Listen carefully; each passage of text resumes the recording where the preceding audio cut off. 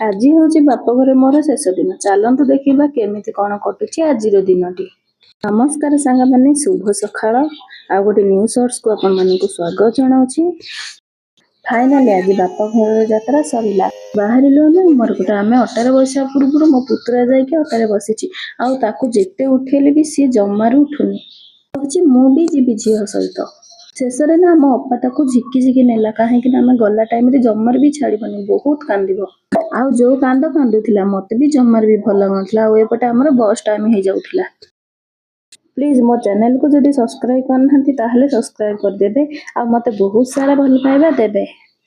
ଗାଡ଼ି ଆସିବା ପୂର୍ବରୁ ଆମ ଦୁଇ ଜଣଙ୍କୁ ଭୋକ ଲାଗିଥିଲା। ବାବୁର ମୋର ପୁରୀ ଉପମା ଖାଇ ଦେଇଥିଲୁ।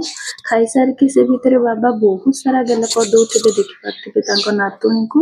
ଆମର ମା ବି ତାକୁ ବହୁତ ସାରା ଗେଲ କରିଦେଲେ, ତାକୁ କିଏ ବି ଛାଡ଼ିବା ପାଇଁ ରାଜି ନାହିଁ। ସେ ଭିତରେ ଆମର ବସ୍ ପଳେଇ ଆସିଥିଲା। ସାମାନ୍ୟ ନା ଆମର ବସ୍ ଭିତରେ ରଖାଯାଇଥିଲା, ବାବା ପଳେଇଥିଲେ। ଏପଟେ ଆମେ ବସ୍ରେ ବସିକି ପଳେଇ ଆସିଥିଲୁ। ତ ଗୋଟେ ବୋରିଗୁମା ପଳେଇ ଆସିଥିଲୁ, ଗୋଟେ ଆମ୍ବ ବି କିଣା ହେଇଯାଇଥିଲା, ଦେଖିପାରୁଥିବେ। ପଇସା ପାଇଁ ନା ଲୋକମାନେ ଆଜିକାଲି କିଛି ବି କରିପାରିଲେ। ଏମିତି କ'ଣ ପାଇଁ କହିଲି ଶୁଣନ୍ତୁ। ଆମକୁ ବହୁତ ଜୋରସେ ଭୋକ ଲାଗିଥିଲା, ସେଥିଲାଗି ଲମ୍ବରପୁରରେ ଗାଡ଼ି ରଖିଥିଲା। ଆମେ ସେଇଠୁ ଗାରି ସିଙ୍ଗଡ଼ା ଆଣିଥିଲୁ। କାଲିର ବାସି ଯାକ ଦେଇଥିଲା, ଆମେ ଜମାରୁ ବି ଖାଇନଥିଲୁ। ପୁରା ନାଳ ନାଳ ହେଇକି ଥିଲା। ଗାଡ଼ିକୁ ନା ମକା ବିକା ଆସିଥିଲା, ଏଠି ଆମେ ମକା କିଣିକି ଖାଇଲୁ। ତ ଗାଁ ପାଖାପାଖି ପଳେଇ ଆସିଲୁ। ଦେଖିପାରୁଥିବେ କେତେ ସାରା ମାଙ୍କଡ଼। କଣ୍ଡକ୍ଟର ଅଙ୍କଲ ଏଠି ତାଙ୍କ ମାନଙ୍କୁ ବହୁତ ସାରା କଦଳୀ ଦେଇଥିଲେ ଖାଇବା ପାଇଁ। ଏଠି ଆମେ ଉମରକୋଟ ବସଷ୍ଟାଣ୍ଡରେ ଆସିକି ପହଞ୍ଚି ଯାଇଥିଲୁ।